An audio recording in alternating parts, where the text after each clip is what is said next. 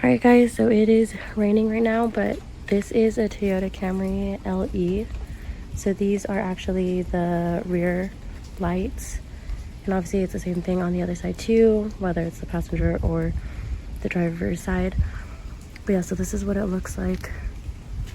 This is the side one. There are somewhere I believe you can get where there's like a little outline on this portion part, but for this one it literally is just like basically just the cut of it. Right now it has like the little line, or the light, the regular light on. I would show you guys what it looks like if I were to push the brakes, but I can't right now.